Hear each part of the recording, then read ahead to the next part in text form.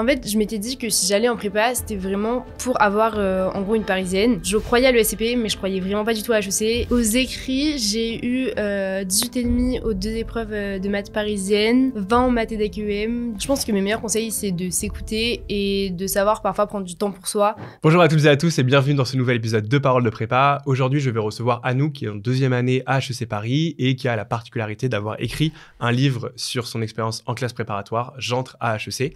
Elle nous a parlé à la fois évidemment de son profil de lycéen, de sa classe préparatoire dans une des prépas les plus prestigieuses de France, Danielou, et puis de manière générale de ce processus d'écriture d'un ouvrage qui est assez précieux, vous allez le voir, et qui regorge de conseils super utiles. Donc voilà, j'en dis pas davantage et je vous laisse découvrir ma conversation avec Anouk.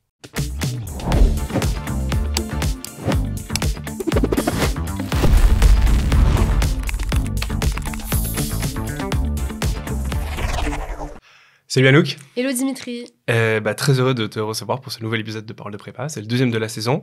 C'est rare que je reçoive des gens qui écrivent des bouquins, surtout à ton âge pas très avancé. Donc c'est plutôt chouette. Et surtout, tu as des souvenirs très frais aussi de la prépa d'une part, d'HEC aussi, mais ça, on pourra en parler. Mais de la prépa surtout. Et je trouve ça aussi intéressant, au-delà du parcours qui a été le tien, du process d'écriture de livres que je trouve folle, de justement pouvoir nous donner un peu les meilleures feuilles de ce que tu as pu écrire. Et tu le dis dans ton bouquin, ça n'a pas toujours été un long fleuve tranquille. Donc voilà, je pense que c'est intéressant aussi d'avoir ce retour d'expérience parce que oui, effectivement, quand bien même tu es dans une des meilleures prépas de France et on pourra en parler, HEC, c'est quand même une sacrée montagne, c'était ton Everest à toi. Et voilà, je trouve ça intéressant, plus même que d'avoir des profils de gens qui juste étaient excellentissimes de A à Z, qui n'ont pas douté une seule seconde. Et enfin voilà, je pense que beaucoup de gens pourront se reconnaître aussi dans ton parcours et peut-être aussi avoir davantage d'ambition, pourquoi pas, au concours grâce à ton témoignage. Je dis beaucoup de choses, est-ce que tu peux te présenter dans les médias ?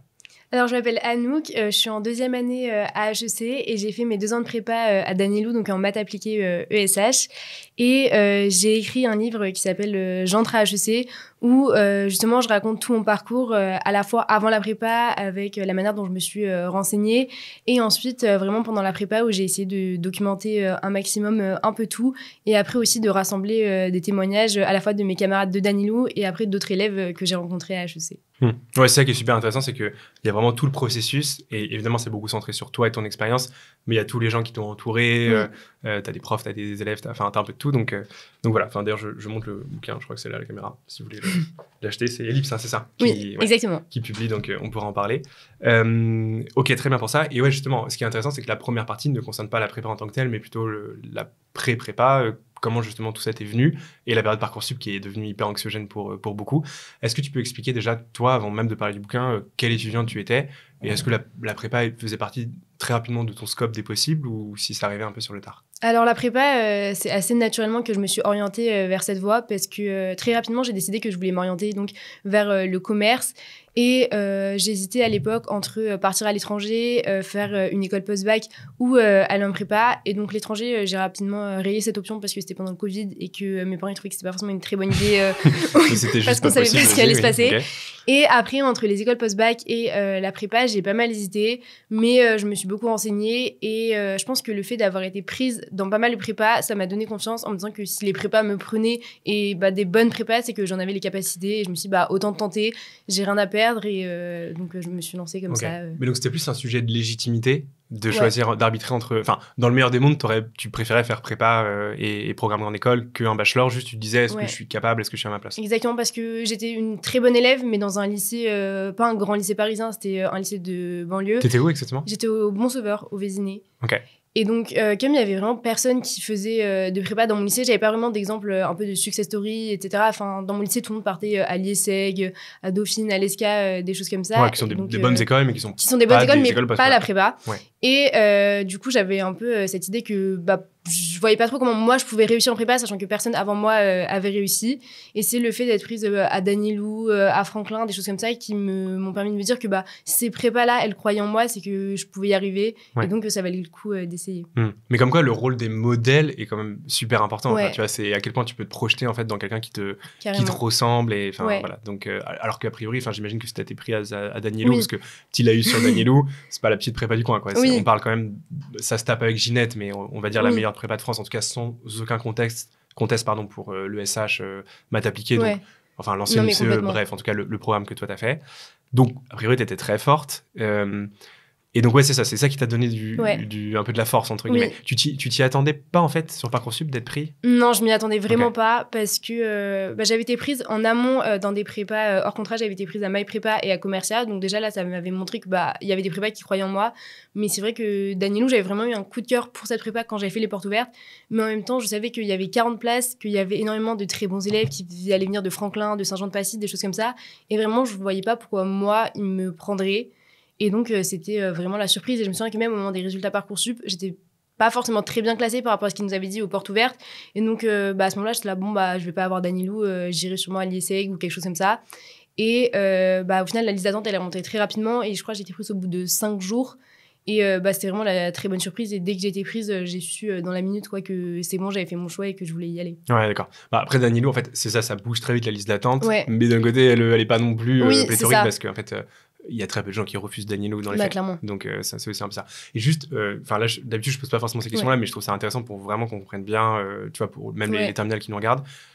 Hyper concrètement, c'était quoi tes notes et dans quelle prépa tu as été prise et à quel point, pour chacune des prépas, tu as été prise facilement? Alors, mes notes, je crois que j'avais autour de 18 de moyenne et j'avais les meilleures moyennes de la classe dans à peu près toutes les matières. Ok. Et le détail, en gros, tu avais un profil équilibré, plus fort en maths, j'avais un profil vraiment équilibré. J'avais des bonnes notes à peu près partout. Et tes spé, c'était quoi? C'était maths et SES. Et en première, j'avais littérature anglaise. Ok, donc c'était un profil vraiment ultra classique. C'est ça, tout à fait. Et t'as fait maths experte en plus? Non, j'ai pas fait maths experte parce que je faisais déjà option chinois LV3 et que mes profs du lycée m'avaient dit que même si je voulais faire prépa, sachant que si je faisais prépa, ça serait maths plutôt appliqué, il n'y avait pas forcément un grand intérêt à faire maths experte et que ça allait juste me rajouter des heures de cours et donc il n'y avait pas forcément besoin. Ok, mais donc tu avais déjà cette optique-là de dire, ok, c'est quoi le truc le plus opti pour aller en prépa? Parce que en fait, j'avais fait mes portes ouvertes de prépa quand j'étais en première. Parce que c'est mes parents qui avaient un peu poussé en me disant que comme ça, j'aurais du temps pour réfléchir, etc. Okay. Et donc, dès la première, j'avais pu en discuter avec mes profs pour savoir ce qu'ils en pensaient. Ouais, c'est ça. Mais donc, en fait, c'est ça qui est important, c'est direct de capter. Ouais. Enfin, je trouve qu'en fait, là où la réforme du lycée a été très perverse, c'est qu'avant, en fait, t'allais en S ou en ES, et puis tu savais pas ce que tu voulais faire, et à 3 mois de Parcoursup, on disait, ah oui, il y a ça, machin. Et là, maintenant, on te demande d'avoir la maturité en première, de savoir ce que tu veux. Et c'est beaucoup plus dur. Si t'as pas des parents qui te poussent un peu. Moi, j'ai eu de la chance qu'ils étaient là pour moi et mon père, notamment, qui était très renseigné sur ce milieu-là. Et donc, il a pu bien m'orienter, etc. Mais je pense que ça peut être un peu compliqué sinon. Ouais, bien sûr. Mais donc, c'est pour ça que ces vidéos sont d'autant plus utiles, je trouve, parce que la réforme du lycée a quand même tellement ouvert les choses que, paradoxalement, ça a aussi créé des asymétries d'informations qui sont folles. Bref, donc petite parenthèse. Ok, donc profil équilibré, 18 partout, première à peu près partout. Et donc, ok, t'es prise à Danielou, tu demandes pas, par exemple, Ginette en maths pro? Non, pas du tout. Mais en fait, j'avais pas demandé beaucoup de prépa parce que, en fait, je m'étais dit que si j'allais en prépa, c'était vraiment pour avoir, en gros, une parisienne. Et donc, je voulais des prépas qui m'assuraient d'avoir des parisiennes. Et donc, j'avais demandé Danielou, Franklin et Henri IV sur Parcoursup. Et après, hors Parcoursup, j'avais demandé My Prépa et Commercial que j'avais eu directement. Et Danielou et Franklin, les deux, je les ai eu assez rapidement au bout de 5 jours. En maths appli toujours? Ouais, toujours en maths appli. Et Henri IV, pour le coup, je l'avais pas eu du tout. J'étais même pas sur liste d'attente. Parce que je pense que comme je venais d'un lycée privé, qu'ils connaissaient pas forcément, etc., ça m'aidait pas beaucoup. Ouais, c'est ça. En fait, j'avais pas le profil classique de l'élève qui allait en 4. Mais parce que je me demande, je sais plus quand est-ce qu'ils ont changé, mais je crois que maintenant ils ont invisibilisé ça sur Parcoursup. Et que tu peux plus savoir en fait de quel lycée viennent les gens. Ouais, parce mais je crois que H4 avait tendance à prendre toujours dans... Mais justement, moi, ils avaient pas encore invisibilisé, donc... Ouais, tu t'es fait strike direct, tu peux être première, 18, tout ce que tu veux, ça dégage. Ok, bon, intéressant. Donc t'es prêt à Danielou. Danielou, c'est Danielou, quoi. Enfin, c'est la prépa avec Ginette qui trust toujours la première place du classement. C'est une machine à intégrer les Parisiennes. Est-ce que tu peux nous décrire juste... Alors évidemment, t'as pas fait d'autres prépas par comparaison, mais... À quoi ça ressemble concrètement être à Danielou? C'est quoi les élèves qui sont autour de toi? C'est quoi les profs? C'est quoi l'ambiance? En vrai, être à Danielou, c'est vraiment incroyable parce que c'est une prépa où il y a une ambiance qui est top, tant du point de vue des élèves, où le fait qu'on soit qu'une seule classe, ça nous permet d'être hyper soudés, de tous nous connaître. Et pareil, on a des profs qui sont tellement présents pour nous, enfin, ils sont hyper bienveillants, ils sont à notre disposition. Et donc, vraiment, genre, la prépa, ça va être forcément très dur. Mais c'est quelque chose qui va aider à rendre un peu plus facile parce qu'on sait qu'on est accompagnés, qu'on est tous ensemble, qu'on va tout faire pour intégrer ensemble, que quand on a des coups de mou, on va avoir les autres qui sont là pour nous. Et donc, ça aide énormément, quoi. Ok. Et il n'y a pas de concurrence. J'explique ma question. Quand tu es dans une prépa un peu hétérogène, tu as ceux qui visent HEC, ceux qui visent le top 3, ceux qui visent le top 5. Donc, tu n'es pas vraiment en concurrence avec les gens. Là, potentiellement, tu vas représenter 5% de la promo d'HEC. Donc, est-ce que malgré tout, tu as un esprit de compète qui se crée ou vous dites non, c'est Danielou contre le reste du monde? Bah vraiment pas, parce que justement, vu qu'on se dit qu'on va être énormément intégrés, que justement on peut tous intégrer et que le but ça va tous être d'intégrer ensemble, et donc il n'y a pas du tout d'esprit de compétition. Enfin, on partage énormément, on s'envoie toutes les copies, on partage des fiches, et ouais, il n'y a aucun moment où j'ai ressenti la moindre compétition, quoi. Ok. Et donc toi, tu arrives là-dedans, donc enfin, t'es très forte, mais t'es au milieu de gens qui sont très forts. Ouais. Comment tu le vis? Est-ce que tu te sens légitime, pas légitime? Est-ce que tu es dans les meilleurs? Est-ce que tu te prends des tôles? Enfin, voilà. C'est quoi le début un peu de tes premières semaines là-bas? Bah, au début, j'arrive, je me sens pas hyper légitime, surtout que quand on commence, on n'a pas forcément beaucoup d'ST, etc. Donc c'est difficile de se situer. Mais c'est vraiment au premier concours blanc où on peut voir un peu ce que ça donne. Et j'ai été bien classée, beaucoup mieux que ce que je pensais. Et donc là, c'est un peu la bonne surprise parce que moi qui m'attendais à être dans les dernières, parce que bah, justement, je venais d'une petite prépa par rapport à d'autres, j'avais réussi à bien prendre le rythme assez rapidement parce que je suis quelqu'un qui est plutôt très organisé. Et donc je pense que c'est quelque chose qui m'a beaucoup aidée dès le début. Et bah, c'est quelque chose qui m'a aussi beaucoup poussée à encore plus me donner parce que je voyais que mes efforts, ils payaient. Et moi, c'est quelque chose qui marche plutôt bien sur moi quand je vois, même un peu à court terme, les effets de mon travail, etc. Et donc, ouais, ça s'est plutôt bien passé dès le début. Et est-ce que tu sentais quand même des écarts avec des lycées qui préparent à la prépa, entre guillemets? Ouais, bah c'est vrai, bah surtout au début de l'année, par exemple, en maths, on voit un peu les écarts, mais c'est aussi possible de les combler assez rapidement, je trouve, en travaillant pas mal, etc. Et après, bah, y a des matières où on le voit très bien, par exemple, en langue, on voit ceux qui ont été vraiment préparés au format prépa, tant dans leur expression écrite que l'expression orale. En culture générale, on voit qu'il y en a qui ont bah, beaucoup plus de références qu'ils ont eu de par le lycée. Mais pareil, c'est des choses qui... L'intérêt de la prépa, c'est que ça dure 2 ans et qu'en 2 ans, tout le monde a le temps de rattraper, entre guillemets, ce retard et qu'au final, le jour du concours, on est un peu tous sur un pied d'égalité, quoi. Ok. Donc, pareil, du coup, même question qu'au lycée. Est-ce que tu avais déjà... Enfin, est-ce que le profil équilibré que tu avais, c'est confirmé avec la prépa ou est-ce que tu voyais des écarts quand même entre les matières? Bah, j'avais un peu des lacunes en culture générale. Et ma grosse force, moi, c'était les maths pour le coup. Et après, au fur et à mesure, j'ai réussi à m'améliorer un peu dans toutes les matières, etc. Et la culture générale, c'est toujours resté un peu mon point faible. Mais c'était pas non plus catastrophique. Donc, ça restait relativement équilibré, quoi. Ok. Et le fait, enfin, par rapport à l'intégration, est-ce que tu sens que dans ces prépas-là, tu as une espèce de pression inhérente au fait que, en fait, ne pas avoir des parisiennes, c'est tellement atypique, on va dire, dans ces prépas que tu te dis, en fait, je peux pas me rater, je peux pas réussir moyennement, je suis obligé de surperformer. Ou juste tu te dis, en fait, non, bah, c'est mon niveau, et donc bah, quand je vais aller au concours, ça va bien se passer. Enfin, voilà, est-ce qu'il y a un peu ce côté quand même, les parisiennes ou rien? Je trouve qu'il n'y a pas trop cette pression-là parce que forcément, on vise tous des parisiennes parce qu'on peut croire aux parisiennes parce qu'on voit nos carrés qui ont tous intégré des parisiennes, qui ont s'identifié à eux et qu'on se dit, bah, si eux, ils ont réussi, nous, on peut réussir. Mais d'un autre côté, on sait que bah, Danu, c'est une prépa qui nous pousse vraiment à tout donner pendant 2 ans et que quand on arrive au concours, on est vraiment à notre maximum. Et donc, bah, on sait qu'on n'aurait pas pu faire mieux en soi. Et donc, je sais que bah, mes amis, par exemple, qui ne sont pas dans des parisiennes, qui vont être dans une école du top 5 ou à Schema, ils ne vont pas forcément avoir de regrets parce qu'ils savent que dans tous les cas, ils n'auraient pas pu faire mieux, qu'ils ont tout donné pendant 2 ans. Et donc, il n'y a pas de regrets à avoir en soi, quoi. Ok, d'accord. Et par exemple, ton année, c'était quoi un peu Enfin, je sais pas si t'as tout en tête, mais la répartition à peu près des intégrations? Alors, mon année, on a été la moitié à avoir HEC. Et après, c'est assez réparti entre bah, ESSEC, ESCP, EDEC, EM et Schema. Ok, ouais, donc que du top 6 et quand même la moitié dans les parisiennes et 70 ou 80% dans les... en gros. Ouais, ça, ouais. En vrai, c'est impressionnant. Bah, en fait, il y a que 2 prépas vraiment en France qui ont des stats pareils, quoi. Ok, intéressant. Et je pense même que c'est d'autant plus le cas parce que vous n'avez pas trop de cubes, si je dis pas de bêtises. Non, on n'a aucun cube même. Aucun, ouais. Et sachant que les cubes prennent quand même très très cher maintenant à HEC avec le point bonus, enfin le point de malus, on va dire plutôt, à l'écrit puis à l'oral. Ok pour ça. Et donc du coup, bon, parlons quand même de ce bouquin, l'éléphant au milieu de la pièce. Quand est-ce que cette idée te vient déjà? Et est-ce que tu as toujours aimé écrire ou enfin pourquoi cette idée qui est quand même assez atypique? En gros, l'idée, elle m'est venue avant même ma prépa parce que, bah, comme je te disais, je m'étais pas mal renseignée à l'époque. J'avais lu des articles sur des blogs, j'avais regardé un peu des vidéos, etc.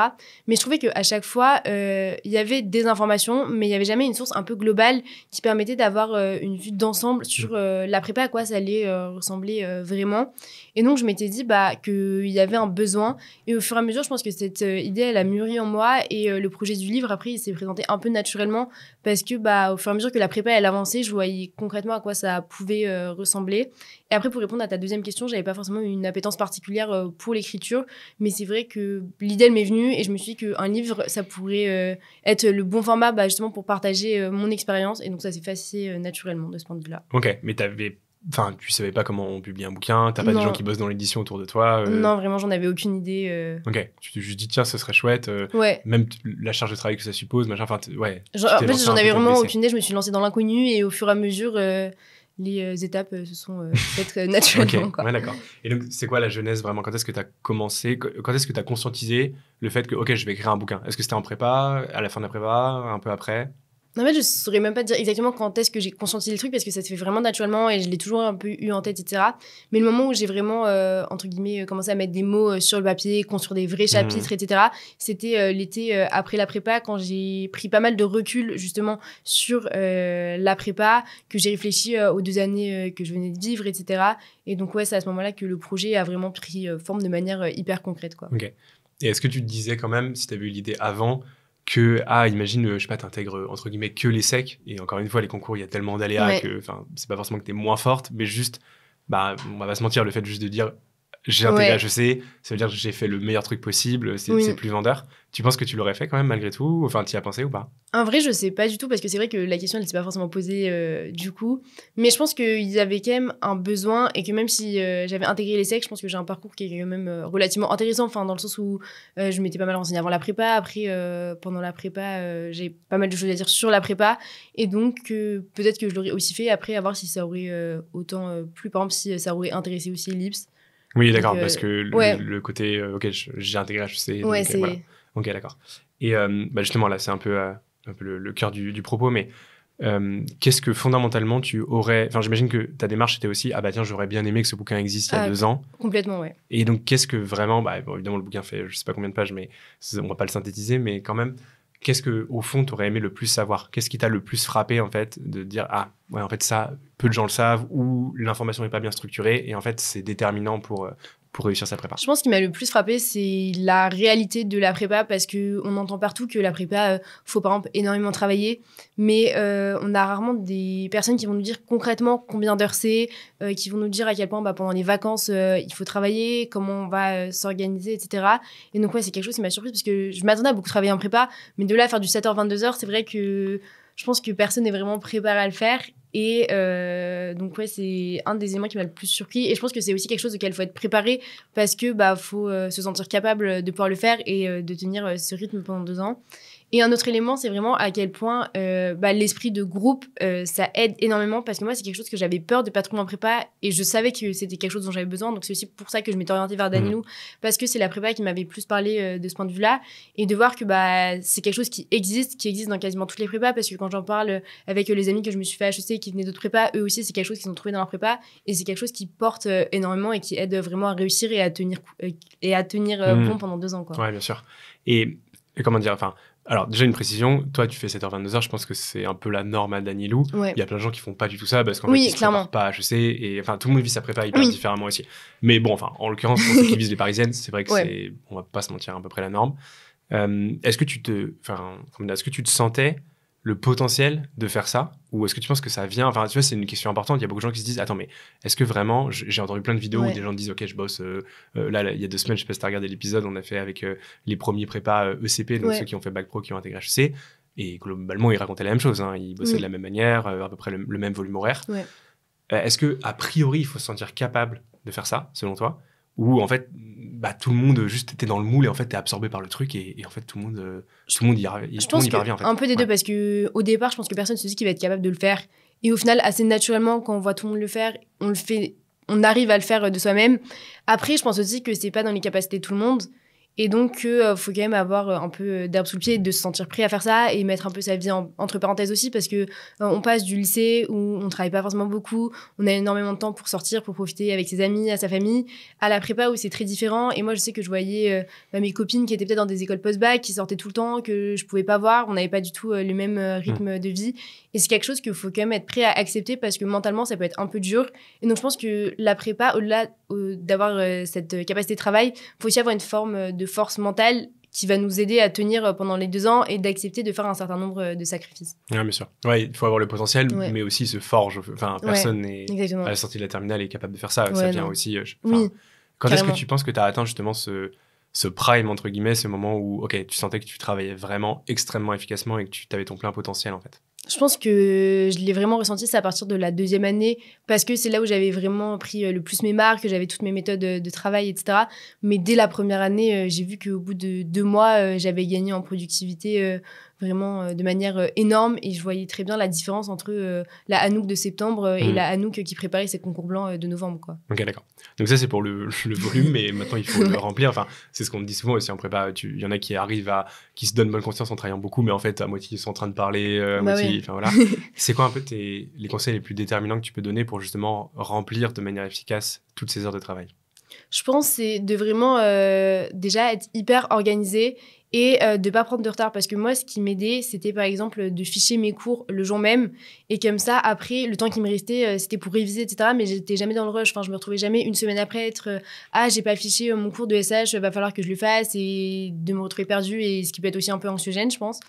Et après, pas forcément de se faire des plannings, parce que moi, je sais que j'en faisais que pendant les vacances, mais au moins d'avoir des to-do list, des choses comme ça, et ça permet de pas perdre de temps et de pas se dire, ah bah là, j'ai une tranche horaire de 2 heures, qu'est-ce que je peux faire, et de réfléchir pendant 15 minutes, parce que bah, c'est 15 minutes de perdu. Et donc, si on sait clairement ce qu'on doit faire, si on apprend aussi à se connaître et de savoir bah, en combien de temps je vais ficher mon cours d'éco, combien de temps je mets à faire tel exercice d'une annale de maths, etc., ça permet d'être de plus en plus organisé, de bien millimétrer son planning et ça aide pas mal, quoi. Okay. Donc pas de planning à la petite semaine, tu faisais vraiment toujours la même chose? Non, moi, je faisais pas de planning précis de, par exemple, le lundi de 17h à 18h, je fais ça, etc. Okay. Après, forcément, d'une semaine à l'autre, ça se recoupe un peu parce que les jours où j'avais cours d'éco, bah, je savais que j'allais commencer par ficher mon cours d'éco. Les jours où j'avais cours de CG, c'était pareil. Mais après, il faut aussi être assez flexible parce que bah, en prépa, on a pas mal de cols et en fonction des semaines, ça peut varier. Pareil, les DS à Danilo, on avait 2 ou 3 DS par semaine et en fonction des matières qu'on va avoir, bah, on va travailler plus ou moins une matière et donc faut être adaptable, mais toujours garder un certain rythme et jamais prendre de retard sur une matière parce que ça, c'est le truc le plus traître, je pense, dans lequel on peut tomber. Okay. Et par exemple, pour les mathématiques, alors c'était plutôt ton point fort, mais ça reste une question parce que en géopo, en ESH, les matières à dissertation, il y a énormément de connaissances, mais en général, c'est intelligible, il faut juste absorber le volume. En maths, potentiellement, tu peux avoir 3 tableaux de retard parce qu'en fait, tu n'as rien capté à ce qui vient de se passer. Donc, est-ce que tu acceptes, est-ce que tu notes et tu dis je comprendrai plus tard c'est quoi, selon toi, la strate la plus optique? Bah, pour le coup, en maths, j'avais pas mal de chance parce que ça m'arrivait assez rarement de vraiment pas comprendre. Parce que même quand je comprenais pas, au départ, après, je faisais que je regarde un peu une annale ou un TD qu'on avait fait, de bien me concentrer sur la correction et je comprenais. Et du coup, les maths, au final, c'est une des matières qui m'a demandé le moins de travail en prépa parce que je faisais en sorte de bien assimiler le cours.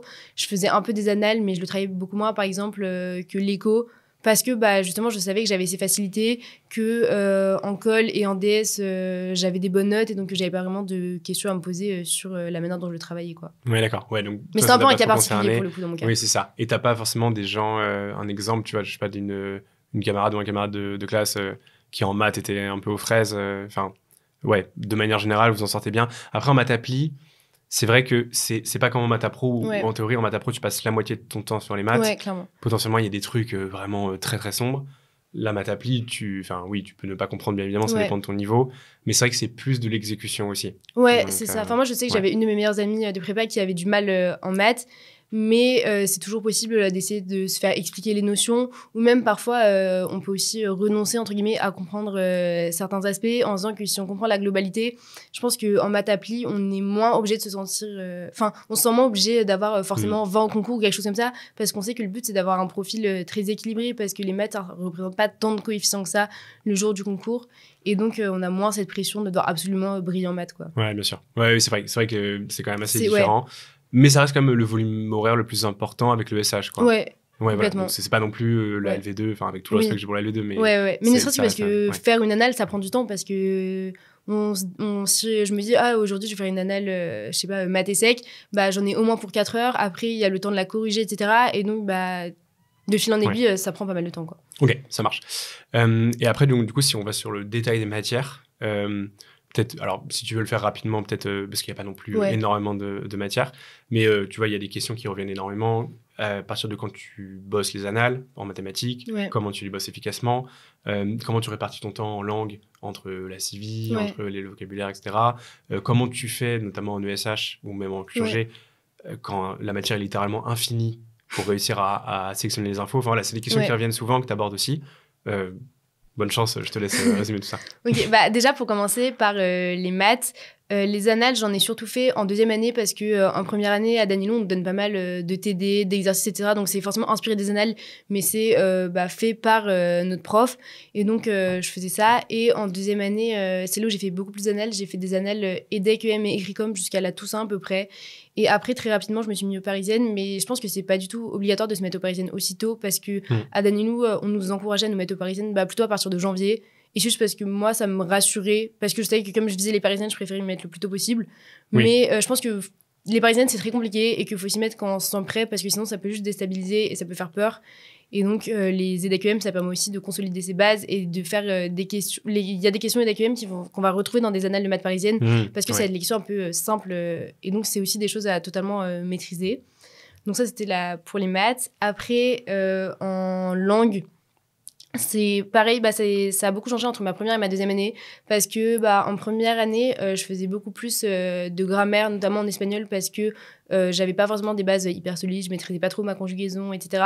Et comme je l'ai énormément travaillé en première année, ça m'a permis de beaucoup progresser et en deuxième année de beaucoup plus me concentrer sur la civilisation.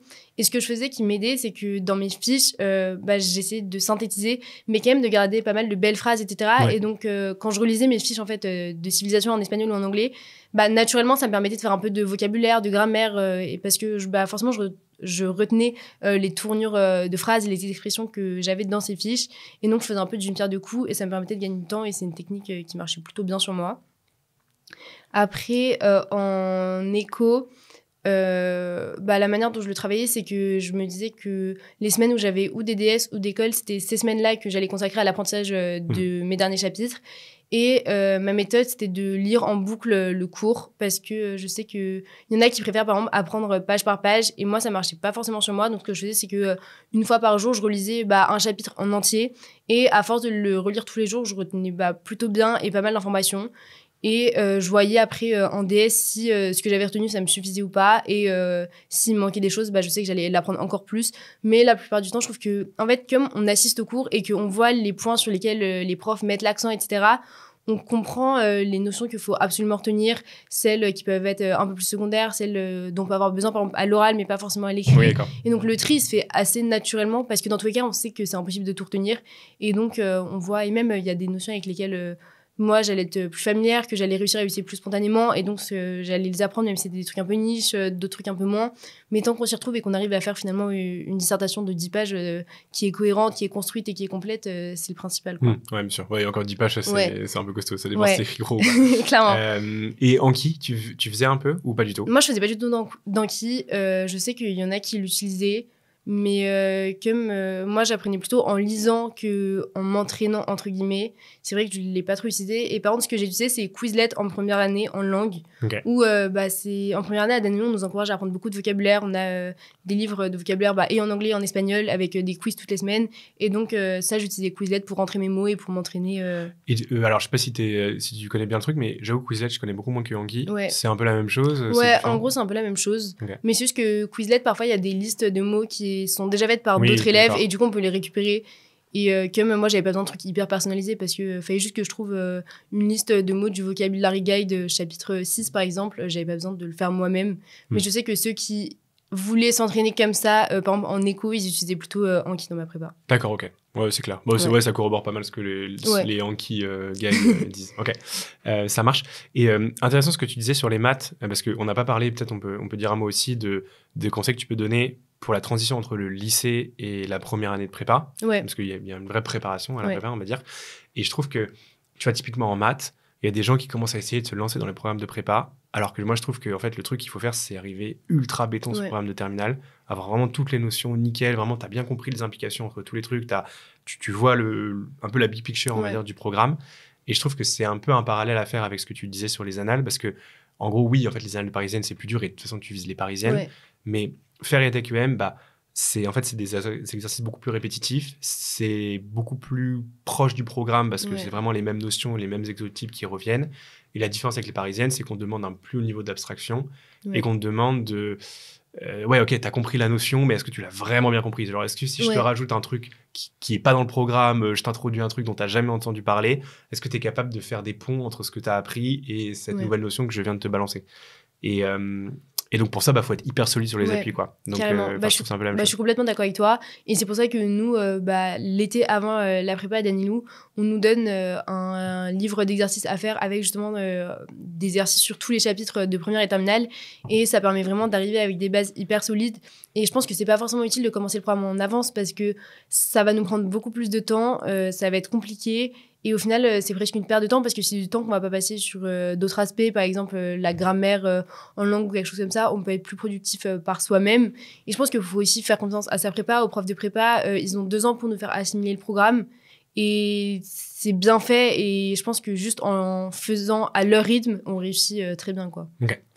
Autre question, tu abordes aussi l'aspect plus psychologique de la prépa dans le livre. Et en fait, on se rend compte que c'est hyper important parce que tu as la motivation déjà de base qu'il faut maintenir pendant 2 ans, ce qui est assez long, enfin 1 an et demi, on va dire. Ouais. Et puis le moral, bien sûr, quand même, parce que oui, tu vois tes potes qui sortent, machin, bon. Pareil, c'est quoi tes meilleurs conseils par rapport à ça ? Je pense que mes meilleurs conseils, c'est de s'écouter et de savoir parfois prendre du temps pour soi, parce que ça peut être compliqué quand on va voir les autres travailler, etc. Mais si il y a des moments où on a des moments un peu de faiblesse, que moralement ça va un peu moins, c'est ces moments-là où il faut savoir prendre des pauses, parce que sur le moment, on va peut-être avoir l'impression de perdre du temps de travail, mais au final, après, ça permet d'être beaucoup plus productif. Et quelque chose que je faisais notamment en première année, c'est que comme j'avais décidé de ne pas travailler le dimanche matin pour dormir, je m'accordais souvent de sortir un peu le samedi soir.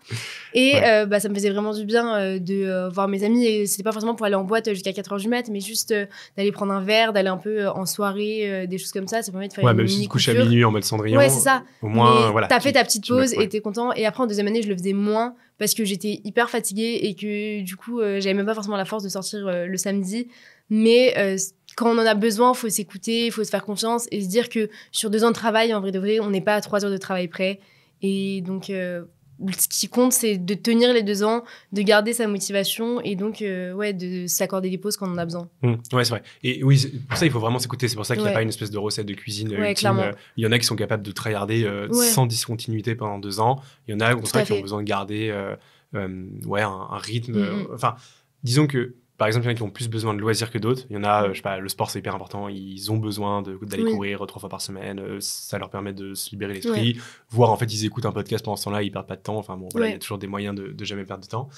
Et par contre, je trouve que le vrai dénominateur commun entre tous ceux qui ont bien réussi, c'est quand même une hygiène de vie à peu près crédible, quoi. Je sais pas, toi, comment tu gérais l'alimentation, le sommeil, mais j'ai l'impression que c'est rare quand même les gens qui se sont mis vraiment dans le rouge et qui ont bien performé au concours. En vrai, je sais pas à quel point je le gérais bien, dans le sens où moi j'avais un besoin très très important de sommeil et que du coup je respectais pas forcément ça quand j'étais en prépa parce que je peux pas me le permettre. T'as besoin de combien d'heures, toi, en temps normal ? En temps normal, j'ai besoin de 12, 13, 14 heures. Donc, par jour ? Ouais, donc c'est vraiment pas compatible avec la prépa. Ok, oui, d'accord.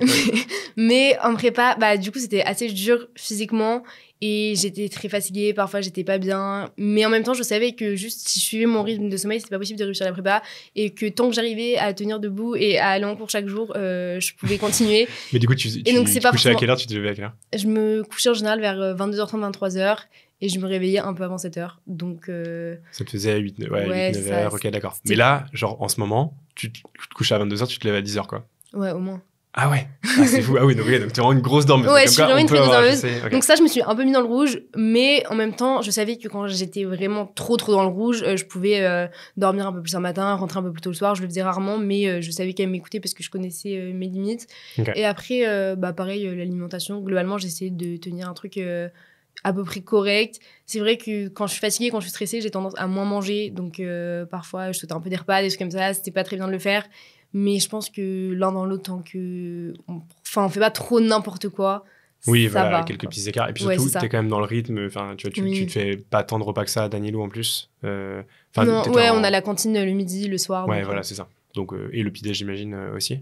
Non, pour le coup, on n'a pas le petit-déj parce que c'est un internat externé. Mais en plus, je suis quelqu'un qui prend pas forcément de petit-déjeuner. Donc, ok, bon, mais ça arrive. Ça, il n'y a pas de problème. Ouais, c'est ça, pour le coup, ça dépend des gens. Ça dépend. Je crois qu'on est vachement revenu, même dans la diététique, l'idée qu'il faut absolument prendre un petit-déj. Ouais. Bon, voilà, ça c'est vrai que le matin, moi, je me réveillais tellement tôt que j'avais pas hyper faim parce que j'étais fatiguée quand je me réveillais. Ouais. Okay. Mais il y en a, c'était l'inverse. Ils avaient besoin de prendre leur gros petit-déjeuner avant d'aller en prépa parce que c'est ce qui leur donnait de la force pour la journée. Enfin, c'est hyper variable. Exactement. Donc là, c'est là où c'est important de se dire, il faut vraiment s'écouter. Ouais, c'est ça, il faut s'écouter carrément. C'est ça, t'as 80% des conseils qui sont applicables à tout le monde. Après, il y a les 20% vraiment qui sont totalement adaptables à qui tu es, quels sont tes objectifs et tout ça. Je pense que c'est bien aussi de discuter avec pas mal de personnes parce que ça permet d'avoir plein de points de vue différents et de pas avoir l'impression qu'il y a un parcours parfait, parce que justement on va pouvoir plus s'identifier à quelqu'un sur un aspect, plus quelqu'un d'autre sur un autre, et ça permet de se créer sa routine à soi, quoi. Oui, totalement. Ouais, et puis tous ceux qui sont passés au micro, je sais pas si tu as pu écouter d'autres épisodes aussi, mais évidemment, il y a des choses qui reviennent, mais tu sens que chacun a un peu son petit truc. Ouais, c'est ça, carrément. Ouais, voilà. Celui qui, c'est hyper important, comme tu disais, ok, le samedi, j'ai ma sortie, c'est important. Il y en a, c'est un jour dans la semaine, il y en a, c'est le sport. Voilà, tout le monde avait un peu sa manière de faire. Ok, et donc du coup, si on réavance, au niveau des concours, donc déjà, les écrits, comment tu les sens quand tu les passes, et quels sont tes résultats aux écrits? Alors, les écrits, j'en suis sortie, j'étais vraiment pas très confiante parce que j'y allais en me disant que je venais d'Anilou, que j'étais bien classée à d'Anilou, que ça allait bien se passer. Et je trouve qu'on a eu des sujets un peu plus compliqués, par exemple en maths ou en éco, que ce qu'il y avait d'habitude. Enfin, par exemple, en éco, quand on est tombé sur la décroissance, alors que l'année d'avant, ils avaient eu le commerce international, c'était un peu la mauvaise surprise. Pareil, en CG, je m'attendais pas trop au sujet. Et comme c'était ma matière faible, ça m'a fait très très peur parce que là, j'ai eu peur de la note éliminatoire. Et donc, le mois après les écrits, ça a été compliqué parce que... Je savais pas si tu te préparais vraiment, par exemple. Honnêtement, je croyais à l'ESCP, mais je croyais vraiment pas du tout à HEC. Et comme pendant 2 ans, j'avais quand même visé HEC, psychologiquement, c'était dur. Mais d'un autre côté, je me disais que HEC, ça restait possible et que je me sentais obligée de me préparer à l'éventualité de si je passais mes euros là-bas. Donc, je travaillais les maths notamment. Mais je le travaillais sans vraiment savoir si ça allait servir. Et par contre, ce que j'avais décidé, c'était de pas travailler la culture générale parce que j'avais vraiment peur de pas être admissible. Et je m'étais dit que j'allais beaucoup travailler l'éco parce que justement, je croyais en l'ESCP et que si jamais j'étais admissible à HEC, j'arrêterais de faire de l'éco et je ferais de la CG parce que j'étais prête vraiment pour l'éco. Ouais, et ça a bien marché parce que au final, j'ai été admissible à HEC et j'ai pu rééquilibrer mon nombre d'heures de travail dans les matières et ça m'a permis de ne pas avoir de regrets parce que je sais que si j'avais pas été admissible à HEC, que j'avais travaillé énormément à la CG, j'aurais été là, ça se trouve j'ai perdu du temps, ça se trouve je vais pas avoir le SCP parce que j'ai pas fait assez d'éco, etc. Ok, oui, juste pour préciser, parce que nous ça nous paraît évidemment très logique, mais en gros à l'ESCP, quand tu es en maths appli, tu passes soit le SH, soit la Géopo. Ouais, exactement. Alors que quand tu es en maths pro, tu passes que les maths. Ouais. Et à l'inverse, à HEC, tu passes toutes les matières, et donc ce qu'on appelle la CSH, culture et sciences humaines. Et c'est plus un exercice d'érudition, parce que c'est là, toi, c'était sur un thème pendant l'année. Toi, c'était la violence, du coup. Ou non, moi, c'était le monde. Pardon, c'était le monde, parce que moi, je confonds les années. Donc, toi, c'était le monde. Et après, par contre, en CSH, tu peux tomber sur, je sais pas, des sujets qui sont parfois très philosophiques, parfois la coiffure, un truc. C'est hyper aléatoire. C'est aussi une matière où il faut le travailler, mais ça sert à rien de trop le travailler parce qu'on peut tomber sur un truc qu'on n'a pas du tout vu et c'est beaucoup moins fiable qu'une matière comme les maths ou comme l'éco, quoi. Ouais, c'est ça. Et donc, toi, ton année, c'était le sujet sur la décroissance et l'état-providence, c'est ça? Exactement. Qui était un peu chelou. Et en plus, ils avaient réussi à faire une faute d'orthographe, à pas mettre de E majuscule à état. Je sais pas si tu te rappelles de ça. Ouais. Et moi, ça m'avait un peu mindfuck en mode, attends, mais du coup, c'est ce qui parle vraiment de l'état-providence. Ouais. Tu vois, quand tu mets pas de E en prépa à état, c'est criminel, quoi. Donc, oui. Ouais, c'était bon. Enfin bref, ils avaient fait un truc un peu. Et du coup, c'était quoi tes notes aux écrits? Aux écrits, j'ai eu 18,5 aux 2 épreuves de maths parisiennes, 20 en maths et DQM, 17 en éco sur la décroissance. En langue, je crois que j'avais eu 17 en anglais, 16 en espagnol. Et en CG, j'avais eu 13 et en synthèse aussi. Ok, donc avec le point bonus en plus, vu que t'étais carré. Ouais, donc en gros. Donc t'étais large. Oui, enfin j'étais 150e aux écrits. Bah c'est ça. Donc en fait, ton guess, il était nul, quoi. Ouais, mon guess était vraiment nul. Ouais, mais pour le coup, j'étais vraiment persuadée que j'aurais pas. Enfin, tous les jours, je disais à ma mère, j'aurais pas HEC, c'est mort.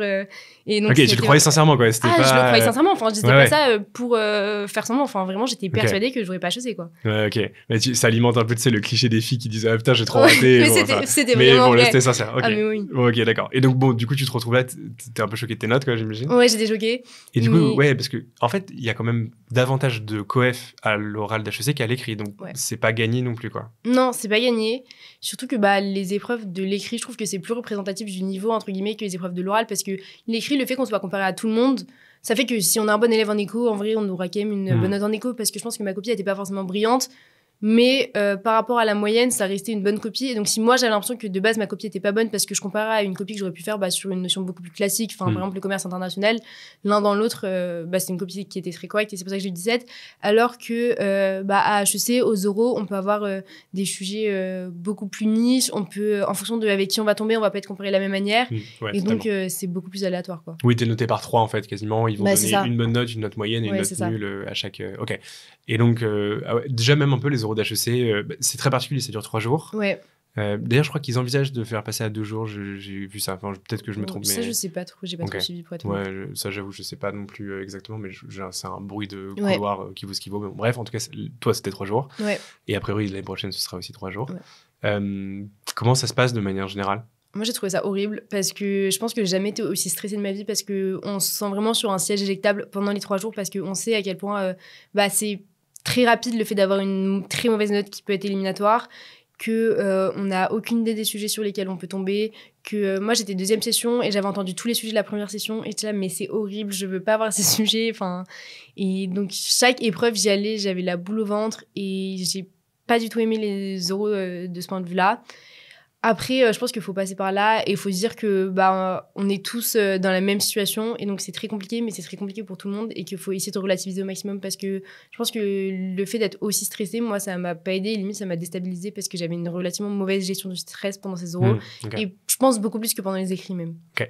Et tu t'as su quand même un minimum profiter des admisseurs, de l'ambiance et tout, ou vraiment tu calculais personne, t'étais dans ta bulle? Pour le coup, vraiment pas. Enfin, j'allais juste au repas avec les autres de Danilou, mais sinon je passais mon temps dans ma chambre à réviser et c'était pas hyper utile parce qu'en vrai réviser un chapitre d'éco alors que t'as 24 chapitres c'était juste pour me rassurer, mais je me sentais obligée de faire ça parce que à chaque fois je me disais si je me dis que je vais réviser ce chapitre, qu'au final je sors et que je tombe sur ce chapitre le lendemain, je vais m'en vouloir toute ma vie. Et donc c'était vraiment dans l'optique de pas avoir de regrets, même si en vrai je sais que c'était pas forcément hyper utile. Je voulais me dire que j'aurais tout donné jusqu'au bout, que c'était la dernière ligne droite, que c'était les 3 derniers jours de ma prépa et que fallait tout donner, quoi. Mais avec du recul, tu serais allé peut-être pas faire la maxi-fête, mais au moins... Oui, avec du recul, j'aurais plus profité du campus, ne serait-ce que parce que je me dis, au cas où t'as pas HEC, comme ça t'auras un peu profité du campus pendant 3 jours. Oui, carrément. Ok. Et c'était avant, après, parce que les dates sont imposées. Ouais. T'as passé quoi, HEC, ESSEC, ESCP seulement? Ouais, non, en gros, ma première parisienne, c'était HEC, et du coup, j'avais décidé de passer l'EM avant, histoire de passer une école, entre guillemets, pour m'entraîner. D'accord. Et après, j'ai fait HEC, ESCP et ESSEC. Ok. Et c'est vrai que le fait d'avoir commencé par HEC, ça fait que j'étais beaucoup plus sereine à l'ESSEC qu'à l'ESCP et que j'ai vraiment eu des meilleures notes à l'ESSEC et l'ESCP parce que j'avais une largement meilleure gestion du stress, que je savais que c'était hyper important parce que j'étais pas forcément hyper contente de mes oraux d'HEC et donc que fallait vraiment pas que je néglige l'ESSEC et l'ESCP. Mais d'un autre côté, j'ai beaucoup plus profité des écoles, j'ai parlé avec les admisseurs, à l'ESSEC, je suis allée regarder les locaux des assos, des trucs comme ça, chose que j'avais pas du tout fait à HEC, quoi. Ok. Et si tu te rappelles de tes notes? Je me souviens plus exactement de mes notes. J'avais pas eu des très très bonnes notes. Je crois que j'avais eu 14 en maths, ça va. Ce qui est bien, les oui, notes non, en sont maths, très ça basses. va. Hein. Ouais. En triptyque, j'avais eu 16. Ça, c'était ma meilleure note, je crois. Anglais, espagnol, j'avais eu 14 et 15. Et pour le coup, en éco et en CSH, j'avais eu des mauvaises notes. J'avais eu, je crois, 7 en CSH et 8 en éco. Okay. Et parce que j'avais eu des sujets un peu compliqués, que j'étais pas forcément très contente de ce que j'avais fait. C'était quoi les sujets?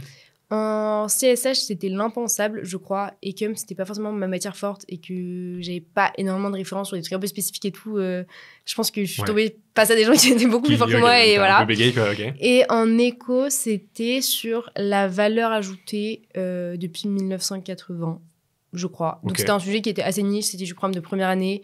Et j'ai tenu 10 minutes, ça y est, pas de souci, mais je pense que mon exposé, il était pas parfait. Et donc, et t'as pris combien, t'as dit? J'ai eu 8. Ok. Ce qui est pas non, en vrai, c'est relativement dans la moyenne. C'est ok, quoi. Ouais. Ok. Bon, d'accord. Et ESSEC, ESCP?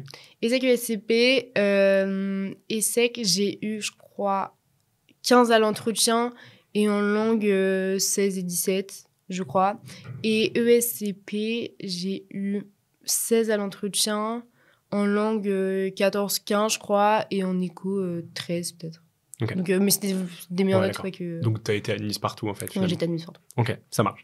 Donc, tu es admise à HEC, et donc, j'imagine que tu es contente déjà. Et du coup, le projet de bouquin, à ce moment-là, il devient beaucoup plus concret. Parce que tu te dis que, OK, là, clairement. tu vas avoir le temps de le faire. Ouais, je vais avoir le temps de le faire. Et en plus, genre, je me dis que mon parcours, il va avoir de la valeur, entre guillemets, parce que j'ai intégré HEC. Et même si j'avais intégré une parisienne, ça aurait été pareil. Mais là, ça donnait un peu de la crédibilité à tout ce que j'avais vécu. Et ça me confirmait que les méthodes que j'avais adoptées pendant 2 ans, c'était les bonnes, quoi. OK. Et alors, explique-nous un peu, je pense que pas grand monde sait concrètement comment tu fais, déjà même comment t'écris au quotidien. Tu vois, c'est à la fin, tu te retrouves avec un livre comme ça, un objet comme ça, mais comment tu structures un bouquin? Est-ce que tu es accompagné par l'éditeur? Quand est-ce que tu le contactes d'ailleurs? Est-ce que tu lui dis coucou, j'ai ça comme projet? Ou est-ce que tu lui envoies un manuscrit déjà? Enfin voilà, quelle a été ta démarche de manière générale? En gros, ce qui s'est passé, c'est que moi, au début, j'ai surtout concentré sur mon témoignage, mon expérience, mais pas trop sur la partie académique, parce que c'est ce que je trouvais qui me manquait le plus, parce que trouver des méthodes sur comment travailler l'écho, etc., c'est possible d'en trouver. Savoir à quoi ça représente, à quoi ça ressemble 2 ans de prépa, c'était plus compliqué. Et ensuite, j'ai été mise en relation avec Ellipse. Et donc, là, Ellipse, on a discuté du projet. Et eux, ce qu'ils m'ont dit, c'est que ils voulaient vraiment un livre très, très complet. Et que moi, ce que j'avais fait, c'était intéressant, mais c'était trop court parce qu'eux, ils voulaient aussi une partie académique. Et donc, c'est eux qui m'ont vraiment accompagnée sur cette partie-là. On a réfléchi ensemble à qu'est-ce qu'on pouvait faire pour que ça soit le plus intéressant possible, sachant que j'étais pas un prof. Donc, moi, les conseils que je pouvais donner, c'était mes conseils à moi, ma vision de comment j'ai travaillé chaque matière. Et donc, on a essayé de construire quelque chose qui soit le plus intéressant possible. Et donc, cette deuxième partie, ça a été vraiment construit en collaboration avec l'éditeur.